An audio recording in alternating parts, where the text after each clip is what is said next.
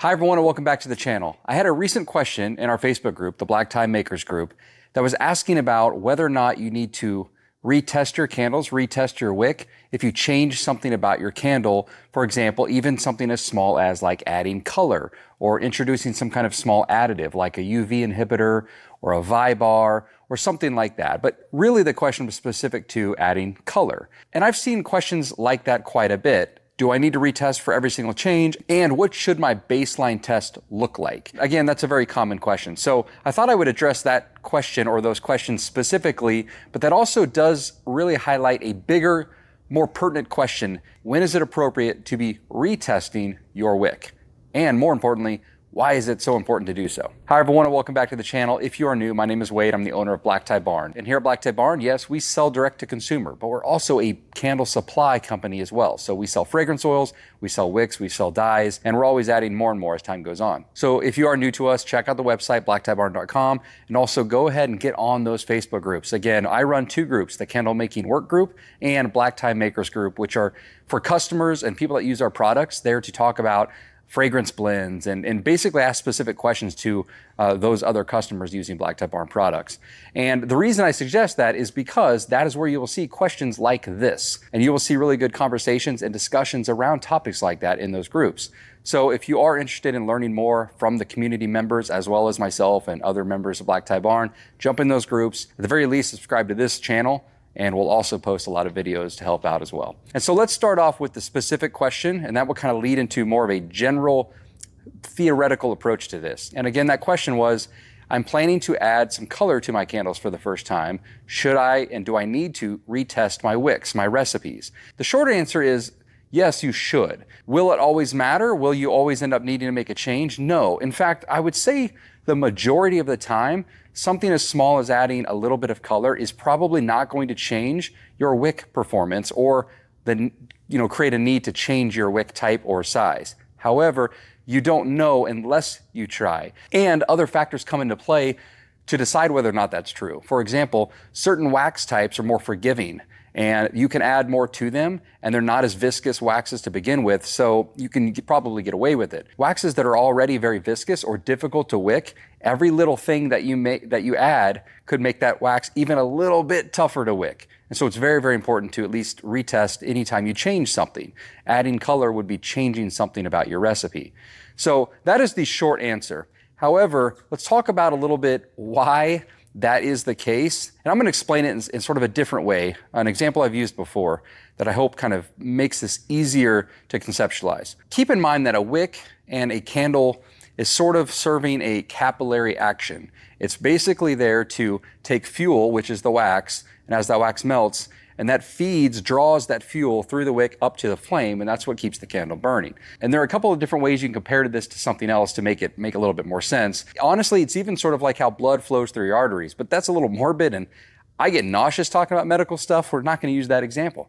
Instead, I'm going to talk about something I enjoy a lot more, which is eating and drinking things. So let's talk about how candle wicks is more like using a straw, the straw being the wick. So let's say you put a straw into a glass of water. Well, water is not very viscous. It flows very easily, right? So as you suck through that straw, water passes through just fine, no problem.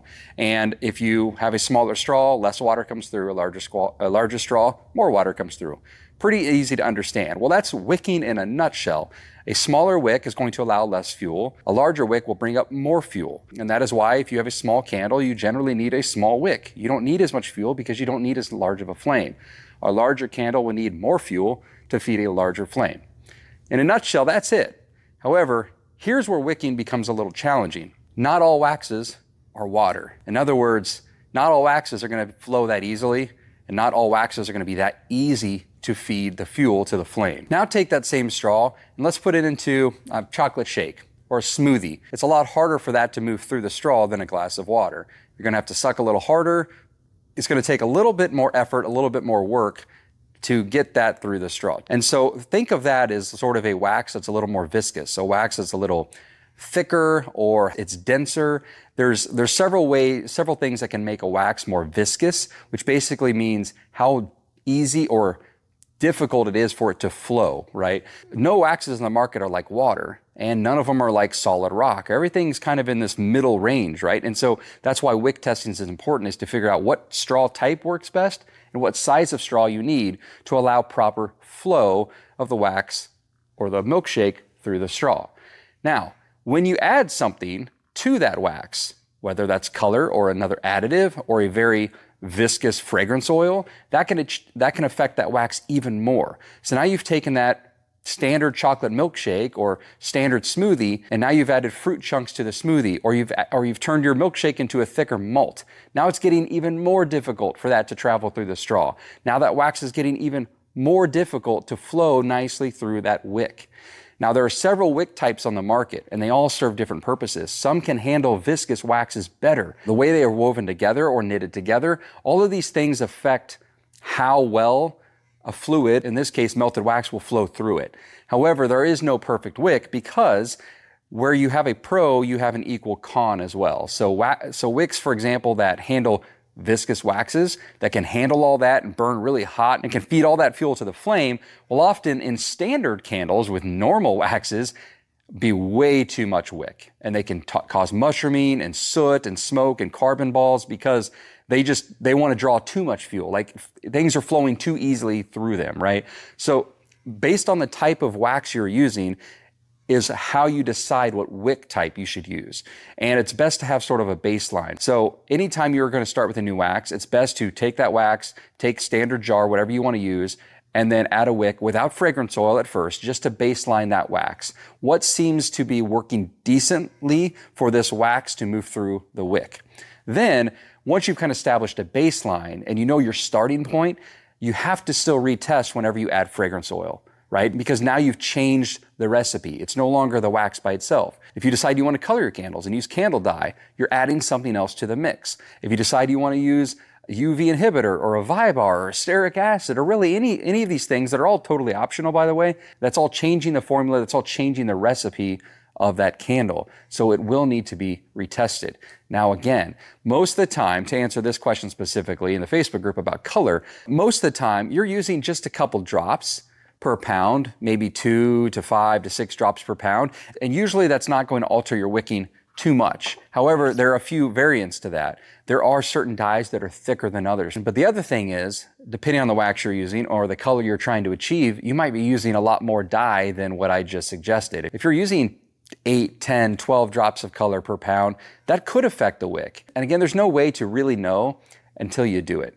And that is why I tell everyone, if you change any variable about your candle, about your recipe, you should re-wick. So if you know you have a candle that burns perfectly well, you've already tested it the way it is, that's fantastic, because you already have a great starting point. So all you need to do if you make a change like adding color is to make the exact same candle, add your color, use the same wick you always do, test it, and if all is well, you're golden. But you might find out that, oh, I need to wick up one size, for example. So I hope I kind of painted a picture of why this matters so much and why all these variables can affect how a candle performs, how a candle burns. And this isn't a long, thorough, deep dive into wicking. I've got a video on the channel that does that already, and I actually plan to do another updated one to cover new wick types as well.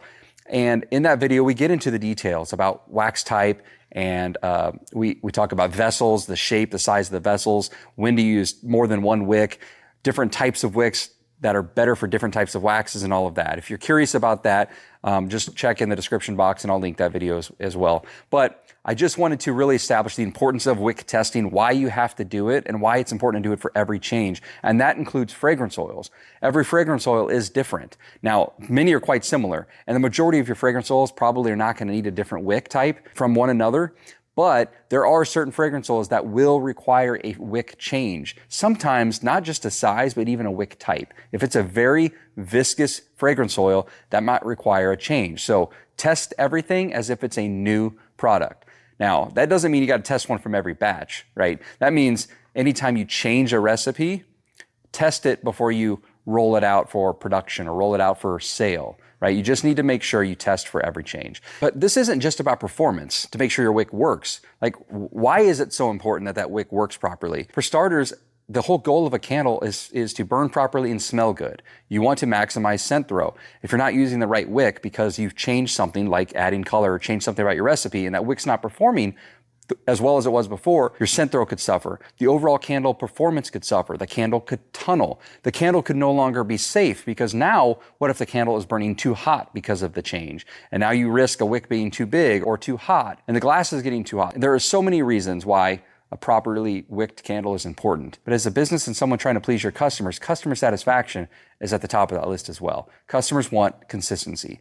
If most of your candles burn well, but one or two don't because you made a change and you didn't retest and that one continues to suffer, it's going to affect your entire brand. They might worry about all of your candles, and negative reviews get a lot more attention than positive ones. So do your best to take that extra time, that extra step to retest anytime you make a change, and you can alleviate this problem entirely. It's a great question. If you guys have more questions like this, please list those in the group. And if you're not a member of the group, jump into both of those groups. And anytime you have a question, put it in that group. Let the community help you. But I also see those and I also interact with those in the group, but also gives me ideas for YouTube videos like this. Guys, I hope this video helped. Let me know if you have any other questions or feedback in the comments below. Like this video if you enjoyed it. Share this video to help others in other groups. And please subscribe to the channel if you don't want to miss out on any more videos.